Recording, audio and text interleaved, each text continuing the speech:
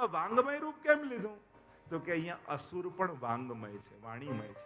તો કે કોણ છે અસુર? તો કે પરીક્ષિત મહારાજને લાગેલો શ્રાપ કે 7મા દિવસે મૃત્યુ થશે. તો આ શ્રાપ વાણીમય છે, વાંગમય છે. તો એના માટેનો અવતાર એ શ્રીમદ ભાગવત, એ પણ વાણીમય છે.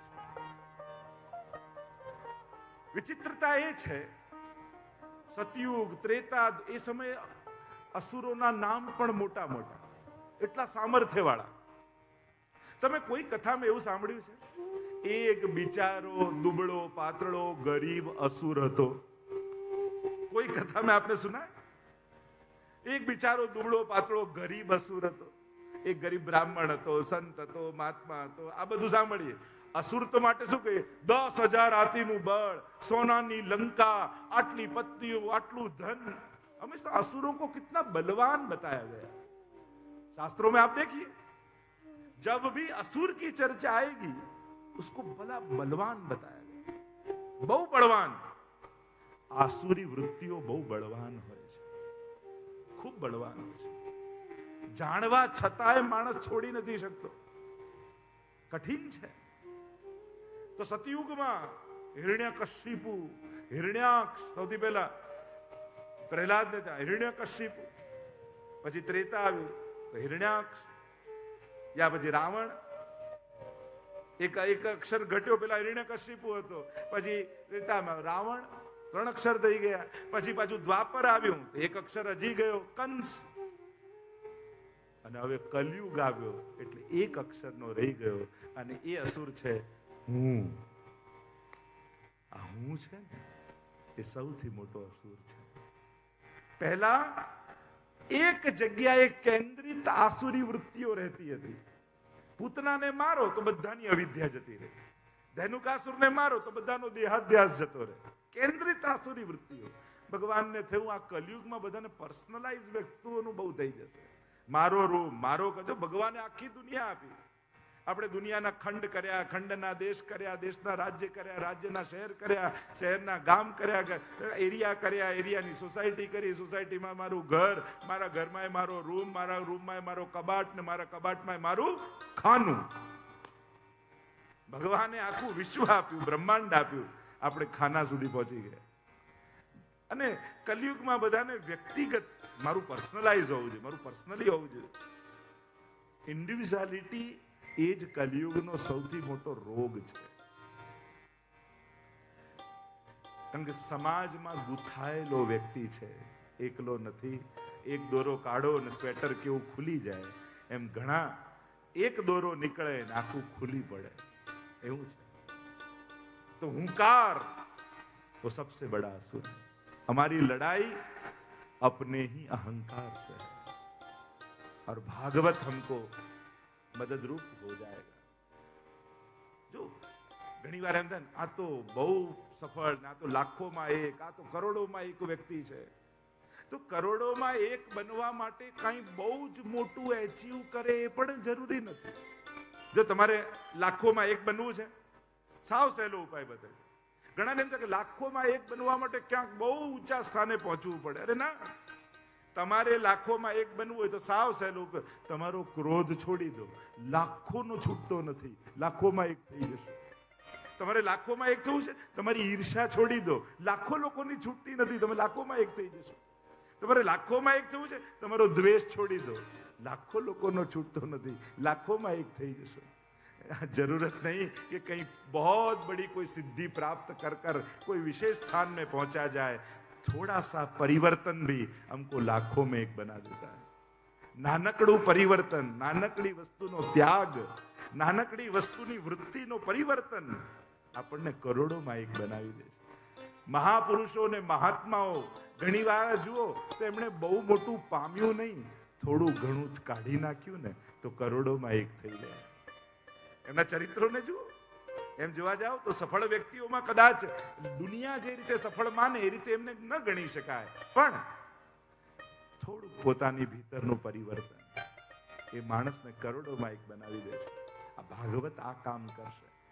મારે તમને ક્યાંય પહોંચાડવા નથી, મારે તો તમને ઠાકોરજીના ચરણોમાં બેસાડવા છે.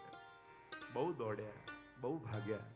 અને એક વસ્તુ ખાસ બધાને કહી દો, કામનો કોઈ અંત નથી, ચાલતું જ રહેવાનું છે.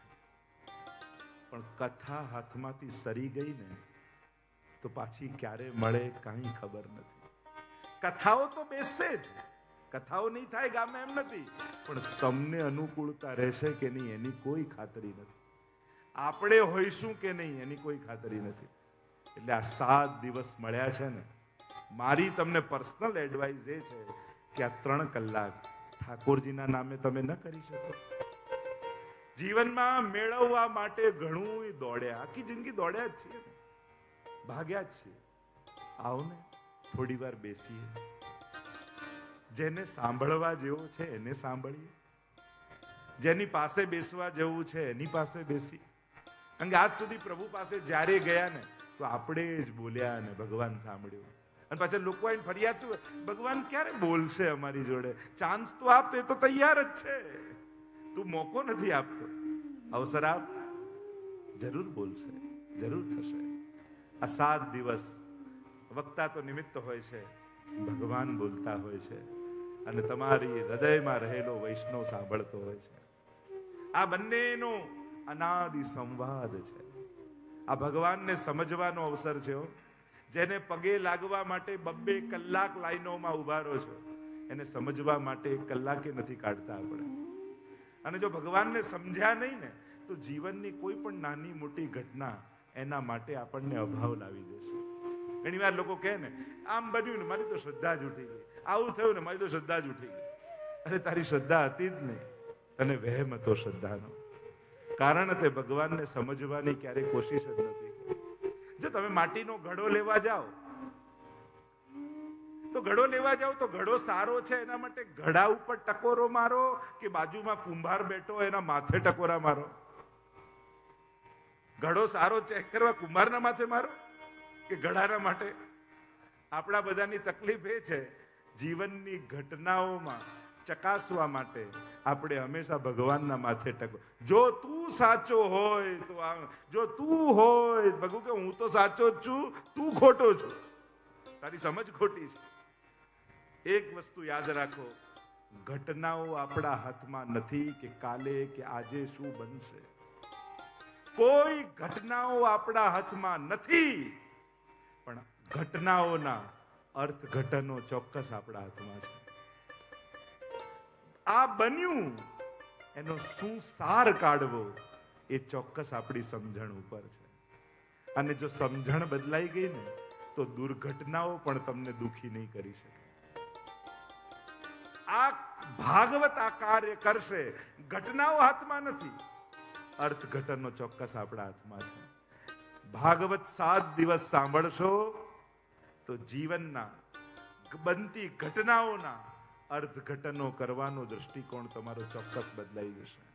અને મેં તો દુનિયાભરમાં જોયું છે, વિશ્વભરની આ યાત્રાઓમાં. જો હમણાં અમારા 50 વર્ષ નિમિત્તે સુવર્ણ જયંતિ વર્ષ આ વર્ષે લાગ્યું, એટલે વિશ્વના 50 દેશોમાં પૃથ્વી પરિક્રમા મહોત્સવની ઉજવણી થઈ રહી છે.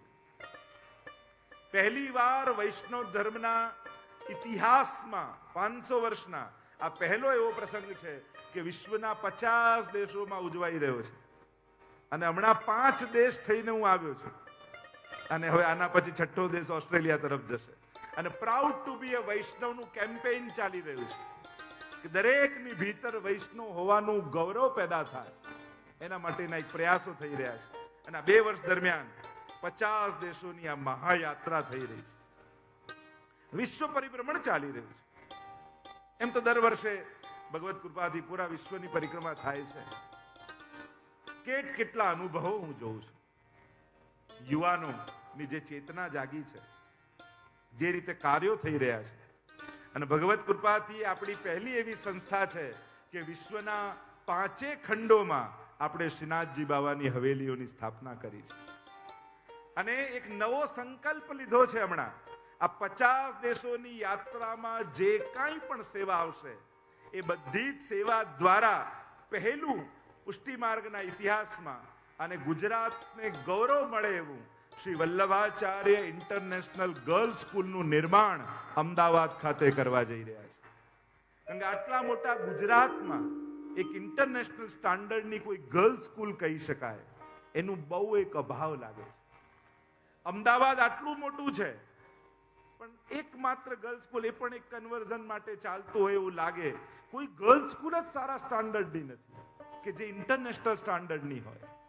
અને એવો એક સંકલ્પ મનમાં થયો કે આ 2 વર્ષ દરમિયાન આ પૃથ્વી પરિક્રમા મહોત્સવ નિમિત્તે વલ્લભાચાર્યજીના નામથી એક ઇન્ટરનેશનલ સ્ટાન્ડર્ડની ગર્લ્સ સ્કૂલ સમાજને આપણે અર્પણ કરીશું, જેથી મહાપ્રભુજીનું નામ દ્વારા કન્યા કેળવણીનું એક આ મહાયજ્ઞ ગુજરાતમાં આયોજન થાય એના માટેનો એક પ્રકલ્પ લીધો છે.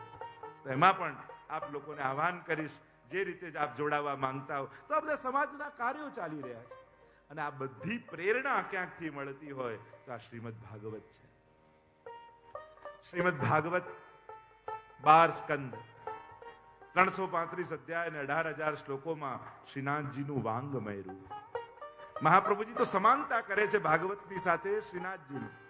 પહેલા 2 સ્કંદ શ્રીનાથજીના બંને ચરણારવિંદ, ત્રીજો ને ચોથો સ્કંદ બંને બાહુ, પાંચમો ને છઠ્ઠો સ્કંદ બંને જંઘાઓ, સપ્તમ સ્કંદ શ્રીનાથજીનો મુષ્ટિકા વાળો હસ્ત, આમ હાથ છે ને શ્રીનાથજીનો, આઠમો ને નવમો સ્કંદ બંને વક્ષસ્થલ, દશમ સ્કંદ એ હૃદય, એકાદશ સ્કંદ એ મસ્તક અને 12મો સ્કંદ શ્રીનાથજી બાબાનો ઊંચો ઉઠેલો હાથ, જેનાથી શ્રીનાથજી બાબા પોતાની શરણે બોલાવે છે ને જીવને, આવ આવ આવ.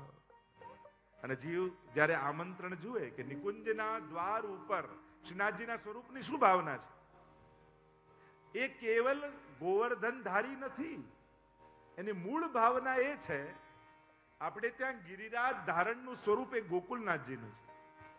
શ્રીનાથજી બાબાના સ્વરૂપની ભાવના એ છે કે પોતાના નિકુંજના દ્વાર ઉપર ઉભા રહી એ નિકુંજ નાયક શ્રીનાથજી જે લીલાથી વિખૂટા પડેલા દૈવી જીવો ભૂતલ પર છે એને નિકુંજના દ્વાર ઉપર ઉભા રહી અને પોતાની નિકુંજમાં આમંત્રણ આપી રહ્યા છે શ્રીનાથજી બાબા કે આવો આવો આવો. અને જીવ જ્યારે ઊંચો ઉઠેલો હાથ જુએ અને દોડતો ભાગતો શ્રીનાથજીના શરણે આવી શ્રીનાથજીના ચરણમાં પડે. એટલે શ્રીનાથજીની દ્રષ્ટિ જુઓ, આમ કટાક્ષ છે, નીચે જુએ છે. શ્રીનાથજી સામે નથી જોતા, નીચે જોઈ રહ્યા છે. ચરણમાં જે જીવ પડ્યો છે ને એની તરફ દ્રષ્ટિ છે શ્રીનાથજીની. અને શરણમાં આવે, તમે નાથદ્વારા જાઓ તો તમને કયો પ્રસાદ મળે? શ્રીનાથજી શું આપે? તો કે ઠોર. આપણે કે ઠોર પ્રસાદ લાય. શ્રીનાથજીનું પ્રસિદ્ધ છે ઠોર. બ્રજભાષામાં ઠોરનો અર્થ શું થાય? સ્થાન. યાહી ઠોર રીજો, એમ કેમ બ્રજભાષામાં યાહી ઠોર રહીજો. ઠોર એટલે સ્થાન. મતલબ શ્રીનાથજીના શરણે જાઓ ને એ પ્રસાદ નથી આપતા, પણ કૃપા કરીને પોતાના ચરણમાં સ્થાન આપે છે. અને શ્રીનાથજીનો જમણો હાથ આ મુઠ્ઠી વાળો છે ને, તો ભાવના એ બતાવી કે જે ચરણમાં આવ્યો ને શ્રીનાથજી બાબા એના હૃદયને પોતાની મુઠ્ઠીમાં બંધ કરી લે છે કે હવે તું મારો થઈ ગયો. મુષ્ટિકામાં ભરી લે અને અંગૂઠો બહાર છે આમ, અને અંગૂઠો બહાર રાખે છે શેના માટે? કે માયાને અંગૂઠો બતાવે છે કે હવે આ જીવ મારો થઈ ગયો, તારા કામનો રહ્યો નથી. मामे ये प्रपद्यन्ते माया मेताम तरंती. तो गीता जी में भगवान कहते हैं जो मेरा हो गया माया का अधिकार उस पर नहीं चलता. जब પેલો માછલી પકડવા વાળો માછીમાર હોય ને એ આમ જાળ ફેંકે, જાળ ફેંકે એટલે જેટલી માછલીઓ આમ દૂર ભાગે એ બધી જાળમાં ફસાઈ જાય. પણ હોશિયાર માછલીઓ હોય ને એ દૂર ન ભાગે, એ તરતી તરતી માછીમારના પગ પાસે આવી જાય, અને જે પગ પાસે આવી જાય એ બધી બચી જાય, અને જે દૂર ભાગે એ બધી ફસાઈ જાય. એમ પ્રભુએ પણ માયા રૂપી જાળ નાખી, જે પ્રભુથી દૂર ભાગ્યા એ બધા ફસાયા, અને જેને ચરણ પકડી લીધા એ બધા તરી ગયા છે, એ બધા બચી ગયા છે.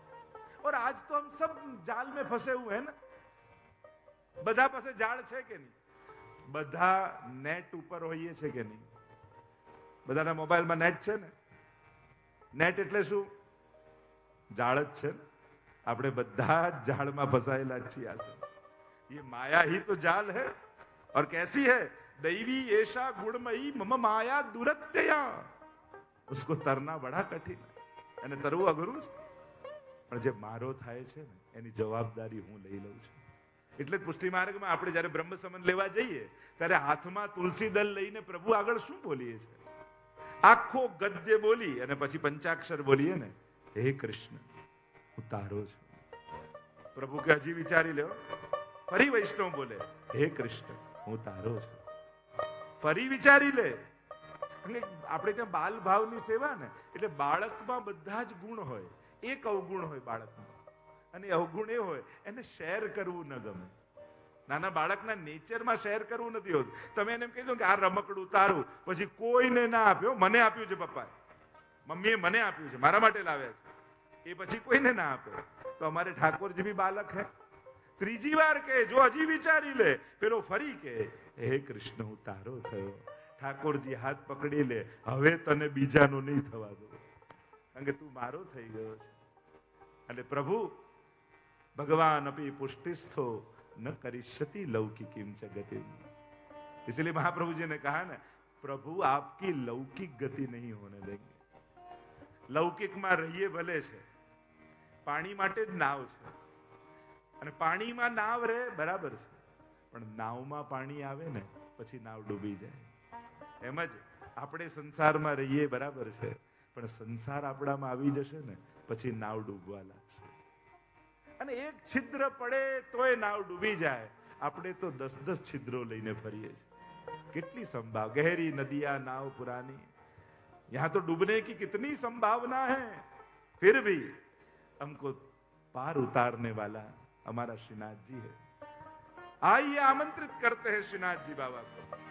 अतीरे आनंद भर्या आवो मारे अंगे, श्याम सुंदर वर बैठा છો સંગે.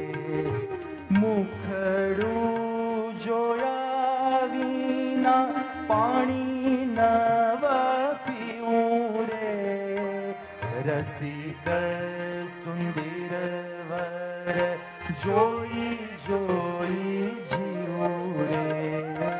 રસિક સુંદર વર શિરઢ લાગી, જન્મો જન્મ મારી ભાવટ ભાગી. સગપણ તો શામળિયાનું સાચું, સગપણ તો શામળિયાનું સાચું. બાકી સર્વે દિશે છે કાચું. મુજને નવારીશ મારી રે માડી, દર્શન કરવા હું જાઈશ દાડી. કહેશે રે તેણે કહેવારે દઈશું, આપણ સર્વે સાંભળી લઈશું. અતિરે આનંદ ભર્યા આવો મારે અંગે, શ્યામ સુંદર વર બેઠા છો સંગે. હવે આ કથા પંડાલ નથી, હવે આ નાથ દ્વારા છે. હવે આ શ્રીનાથજીનું મંદિર છે. અહીંયા જ્યારે પણ આવો એ જ ભાવ રાખી, એ જ આદર રાખી મારા શ્રીનાથજીના મંદિરે જાઉં છું. અને પ્રયાસ આપણે ત્યાં ક્યારે આપણે તો વ્રજ પરિક્રમા કરવા જવાના, ક્યારે આપણે 4 ધામની યાત્રા કરવા જવાના, ક્યારે આપણે નાથ દ્વારા જવાના, ક્યારે આપણે ભારતના તીર્થોની યાત્રા કરવા જવાના. કોઈ એક એવું પુણ્ય ખરું, કોઈ એવું સત્કર્મ કરું કે એક પરિક્રમા કરવાથી આખી ભારતની પરિક્રમા થઈ જાય. તો કે આ ભાગવતની પરિક્રમા કરો ને તો સમગ્ર ભારતના તીર્થોની પરિક્રમા થઈ જાય. ઘણા બધા પ્રાયશ્ચિતો છે કે આ પાપનું આ પ્રાયશ્ચિત, આ પાપનું આ પ્રાયશ્ચિત, આ પાપનું આ પ્રાયશ્ચિત. કોઈ એક એવું પ્રાયશ્ચિત ખરું કે જે કરવાથી બધા જ પાપો નાશ થઈ જાય? તો કે હા, ભાગવતનું શ્રવણ કરો ને તો સઘળા પાપોનું પ્રાયશ્ચિત. કોઈ એવું પુણ્ય ખરું કે આ પુણ્યનું આ ફળ, આ પુણ્યનું આ ફળ, આ પુણ્યનું આ ફળ? કોઈ એવું પુણ્ય ખરું કે એક પુણ્ય કરી અને સકલ ફળની પ્રાપ્તિ થાય? તો કે હા, ભાગવત યજ્ઞમાં પોતાની હાજરી રાખવી એનાથી મોટું કોઈ પુણ્ય નથી. તે કન્યા હતી અને પોતાના પપ્પા પાસે આવીને કહેવા લાગી, પપ્પા મારી ઈચ્છા પૂરી કરશો? હા બેટા બોલ ને, મને સસરા લાવી આપો ને. બેટા આ રીતે સસરા થોડી આવે. અચ્છા તો મને સાસુ લાવી આપો. અરે આ રીતે સાસુ થોડી આવે. ઠીક છે તો મને જેઠજી લાવી આપો. અરે જેઠ આમ થોડી આવે. અચ્છા મને જેઠાણી લાવી આપો. અરે આ રીતે થોડી જેઠાણી આવે. જ્યારે આ રીતે લિસ્ટ ગણાવવા લાગી ત્યારે પિતાએ એટલું કહ્યું, બેટા એક વર ગોતી લે, આ બધું તો એમને એમ પાછળ પાછળ આવશે. એમ આ એક ભાગવતને પકડી લો, સકલ પુણ્યો અને સકલ તીર્થો તો પાછળ પાછળ આવશે. ઓ નંદના કુંવર તમે ના કરો બડાઈ, મોટા થયા મારું માખણ ખાઈ. નંદના કુંવર તમે બહુ રંગદાણી, વાટે જોતા મારી ચૂંદડી जो भागवत के लिए आता है घर से निकलता है तो स्कंद पुराण कहता है, यत्र यत्र चतुर्वक्त्र श्रीमद् भागवतम भवे गच्छामि तत्र तत्राहम गौर यथा सुतवत्सला. તમને એમ થાય કે ઠાકોરજીને પોડાડીને ઘરેથી નીકળ્યા? અરે ના, ગામમાં ભાગવત થતું હોય ને તો ભગવાનની નીંદ જતી રહે.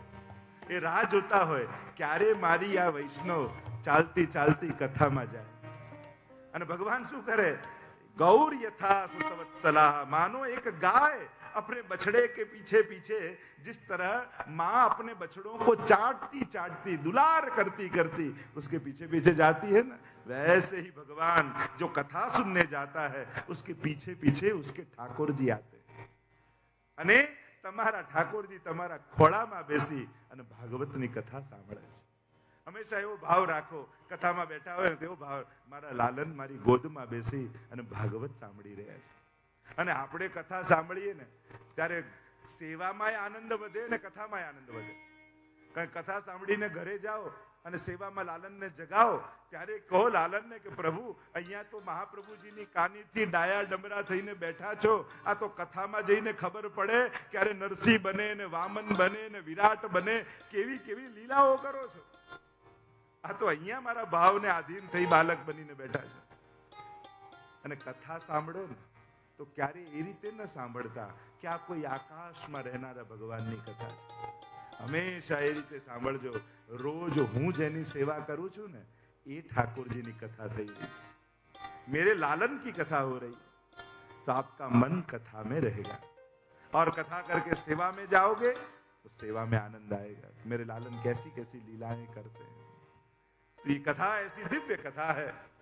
એવો એક નિયમ છે, એક પરંપરા છે કે જ્યારે ભાગવતની કથા શરૂ કરો ત્યારે 6 અધ્યાયમાં જે પદ્મ પુરાણાંતર્ગત કથા છે ભાગવતના મહાત્મ્યની, એની કથા કહેવામાં આવે. મહાત્મ્ય એટલા માટે કે ભાગવતના મહાત્મ્યને જાણો તો ભાગવત જોડે વ્યવહારનો વિવેક ખબર પડે કે આ કોઈ સાધારણ ગ્રંથ નથી, આનો કેવો પ્રભાવ છે. તમે અગ્નિ સળગતી હોય એની પાસે જઈને બેસો તો ગરમી લાગે, માંગવી તો પડે ને કે ગરમી, એ અગ્નિદેવ મને ગરમી આપો, એવું તો કેવું ન પડે. પાસે જાઓ, કારણ કે ગરમાહટ એનો પ્રયાસ નથી, એનો પ્રભાવ છે. આ જો બરફની પાટ પડી હોય તો તમે બાજુમાં જઈને બેસો, તમને ઠંડી લાગે, ઠંડક લાગે, તમે માંગવી પડે કે ઠંડી આપ. ઠંડક એનો પ્રયાસ નથી, એનો પુરુષાર્થ નથી, એનો પ્રભાવ છે. એમ જ ભાગવતના સાનિધ્યમાં બેસો ને તો ભાવ તમને સ્પર્શે જ, કારણ કે ભાગવતનો એ પ્રયાસ નથી, ભાગવતનો એ પ્રભાવ છે. સહજમાં ભક્તિનો ઉદય તમારી ભીતર થઈ જાય, સહજ ભગવત પ્રેમ જાગી જાય આ ભાગવતનો પુરુષાર્થ નથી, ભાગવતનો પ્રભાવ છે. અને નિશ્ચિત કહું છું, 7 દિવસ જો ભાગવત કથા સાંભળો તો એ ખાતરી આપું છું, નાસ્તિકના હૃદયમાં પણ ભગવાનનો પ્રેમ પ્રગટી જાય. કારણ કે આ પ્રભાવ છે ને. જે કામો પ્રયાસથી ન થાય ને એને કોઈના પ્રભાવથી મેળવી લેવા. ઘણી વાર આપણે આપણા દુર્ગુણને છોડી નથી શકતા, સત્કર્મોમાં પ્રેમ નથી કરી શકતા, વિચાર જગાડી નથી શકતા. આપણને બદલવામાં પણ અસમર્થ જ છીએ. દુનિયા બદલવા નીકળેલો માણસ પોતાને બદલી લે ને તો એ ઘણું મોટું સાહસ કર્યું એને કહેવાય. અરે એકાદશ સ્કંદમાં તો આવે છે સ્વભાવ વિજય શૌર્યમ. શૌર્ય શું છે? તો કે પોતાના જાતને બદલવી નહીં, એનાથી મોટું કોઈ સાહસ નથી. દુનિયાને બદલવા નીકળેલો માણસ પોતાને બદલવામાં પણ અસમર્થ હોય છે. એટલે કે આપણા પ્રયાસો બહુ ટૂંકા હોય છે. અને જ્યારે આપણા પ્રયાસો ટૂંકા લાગે ને ત્યારે કોઈ સમર્થના આશ્રયમાં જતા રહેવું. કારણ કે સમર્થનો પ્રભાવ આપણને બદલવામાં માટે કાફી હોય છે. જેમ સૂરજ ઉગે તો કમળ ખીલી જાય ને.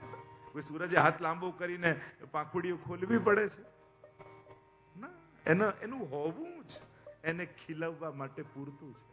એમ જ્યારે એવું લાગે કે જીવનમાં મારી જાતને બદલવામાં હું અસમર્થ છું, ત્યારે કોઈ મહાપુરુષનો આશ્રય અથવા કોઈ મહાનતમ ગ્રંથનો આશ્રય કરી લેજો. એનો પ્રભાવ એવો છે કે તમારા જીવનમાં પરિવર્તન ચોક્કસ લાવશે. નિશ્ચિત કહું છું. કોઈ મહાપુરુષનો આશ્રય અથવા કોઈ વ્યક્તિમાં શ્રદ્ધા ના આવતી હોય તો કોઈ ગ્રંથનો આશ્રય કરજો, કોઈ તીર્થનો આશ્રય કરજો, કોઈ સ્થાનનો આશ્રય કરજો, કોઈ મંત્રનો આશ્રય કરજો, ક્યાંક કોઈ દિવ્ય તત્વનો આશ્રય કરજો. કારણ કે પ્રયાસ ટૂંકા છે તે તત્વના પ્રભાવથી જીવનમાં પરિવર્તન આવવા લાગશે. અને હોય છે ઘણી વાર એવી ભૂમિના પ્રભાવ હોય છે. ઘણાને મેં જોયા માનતાય નહોતા, વ્રજ ગયો ને મારું જીવન બદલાઈ ગયું. ઘણા એવા મળે કે ભાઈ વ્રજની એક યાત્રા કરી, જીવન બદલાય. નાથદ્વારા ગયો, જીવન બદલાય. અને આજે પણ તમે નાથદ્વારામાં જુઓ, ગમે તેટલી ભીડ, હવે તો લાઈનો થઈ ગઈ, નહીં તો ગમે તેટલી ભીડ હોય, કોઈ સુવિધા ન મળે, કદાચ કોઈ તમને આવો કો બેસો કોઈ એવું કહેનારું ન હોય, એક ધક્કે અંદર ને બીજા ધક્કે ઓહો, તમને તો ખબર છે. પણ છતાંય પ્રશ્નાર્થ લઈને ગયેલો વ્યક્તિ એક ધક્કે અંદર જાય, 10 સેકન્ડ માટે શ્રીનાથજીના મુખારવિંદ પર દ્રષ્ટિ પડે અને 10 સેકન્ડે બીજા ધક્કે બહાર આવીને બોલે છે શું? મારે બ્રહ્મ સમન લેવું છે ને વૈષ્ણવ થઈ જવું છે. આ શ્રીનાથજીના દ્રષ્ટિનો પ્રભાવ. નહીં તો કોઈ બહુ સન્માન આપે, વ્યવસ્થા આપે, સત્કાર આપે ને લલચાવે ને ફોસલાવે અને ચલો આ કરો ને, એ જુદી વાત. અહીંયા તો આટલી અવ્યવસ્થાઓની વચ્ચે પણ મારા ગોવર્ધનનાથની દ્રષ્ટિ પડે ને અને એનું જીવન બદલાઈ જાય. એવા લાખો ઉદાહરણો આપણી પાસે. તો ક્યાંક કોઈનો પ્રભાવ. ઘણા એવા તો કેટલા મારા અનુભવ છે. ભાગવત સાંભળીને કેટલાના જીવનો બદલાયા છે, કેટલાના. જે ભગવાનમાં માનતા નહોતા એ આજે સખડી ભોગ ધરીને લેતા થઈ ગયા. જે કોઈ પુણ્યમાં ક્યારે પ્રવૃત્ત થયા નહોતા એ આજે હોસ્પિટલો ને સ્કૂલો ને કેટલા સત્કાર્યોમાં પ્રવૃત્ત છે. તો ક્યાંક કોઈનો પ્રભાવ તારી દે છે. અને આ ભાગવતનો પ્રભાવ એવો છે. અને એટલા માટે મહાત્માની કથામાં ભાગવતના પ્રભાવની કથા છે કે આ ભાગવતના પ્રભાવમાં તમે આવશો તો શું થશે. 6 અધ્યાયમાં એટલા માટે કારણ કે ભગવાનની કથા છે. તો ભગવાન કોને કહેવાય? ધન જેની પાસે હોય ધનવાન કહેવાય, ભગ જેની પાસે હોય ભગવાન કહેવાય. તો ભગ કોને કહેવાય? તો કે ભગવાનના જે 6 ગુણ છે ને, ઐશ્વર્ય, વીર્ય, યશ, શ્રી, જ્ઞાન અને વૈરાગ્ય, આ 6 ગુણને કહેવાય ભગ. અને આ ભગને જે ધારણ કરે એને કહેવાય ભગવાન. તો ભગવાનની કથા છે 6 ગુણવાળા, એટલે 6 અધ્યાયમાં કથા છે. પદ્મ પુરાણ અંતર્ગત છે આ કથા છે. પદ્મ પુરાણમાં આइए प्रवेश करते हैं महात्मा की कथा में. મંગલાચરણ કર્યું વ્યાસજી, અને મંગલાચરણ કરતા પ્રભુના સ્વરૂપ, સામર્થ્ય અને સ્વભાવ આ ત્રણેયનો પરિચય આપણને કરાવ્યો. आप जिनकी कथा सुनने जा रहे हो वो भगवान है कौन, उसका स्वरूप क्या है, उसका सामर्थ्य क्या है और उसका स्वभाव क्या है. કોઈનો પરિચય કરવા જઈએ તો આ ત્રણ વસ્તુ આપણે જોઈએ. આ ત્રણેયનો પરિચય વ્યાસજી આપણને કરાવે છે. શાસ્ત્રની એક મર્યાદા છે. કોઈ પણ શાસ્ત્ર શરૂ થાય ને તો સૌથી પહેલા મંગલાચરણ કરવામાં આવે. મંગલાચરણમાં ત્રણ પ્રકારના મંગલાચરણ શાસ્ત્રોએ બતાવ્યા: નમસ્કારાત્મક, આશીર્વાદાત્મક અને વસ્તુ નિર્દેશાત્મક. પણ મંગલાચરણ થાય, મંગલાચરણ એટલે પ્રભુનું સ્મરણ કરવું. આ જગતમાં મંગલ રૂપ કોણ છે? મંગલમ ભગવાન વિષ્ણુ, મંગલમ ગરુડધ્વજ, મંગલ રૂપ નિધાન સાવરો, મંગલ રૂપ નિધાન. મંગલ કે નિધિ કોઈ હો તો એ પરમાત્મા છે. પેલું સાહિત્યકારો કે મંગલ પર જીવન છે કે નહીં એ શોધવા માટે વર્ષોથી વૈજ્ઞાનિકો મથે છે, પણ જીવનમાં મંગલ છે કે નહીં આપણે 7 દિવસ એ શોધવાનું છે કે આ જીવનમાં મંગલ પ્રગટે. અને મંગલનો કારક કોઈ હોય તો એ પરમાત્મા છે. એક વસ્તુ યાદ રાખો, માણસ મદદ કરી શકે, ગમે તેટલો સમર્થ માણસ હોય, મદદ કરી શકે, સુખી ના કરી શકે. કોઈ મદદ કરનારો ગેરંટી ના આપી શકે મારી મદદથી તું સુખી જ થઈશ. સુખની ગેરંટી તો કેવલ ઈશ્વર આપી શકે છે. અને એટલા માટે કોઈ પણ કાર્ય શરૂ કરો તો સૌથી પહેલા પ્રભુને યાદ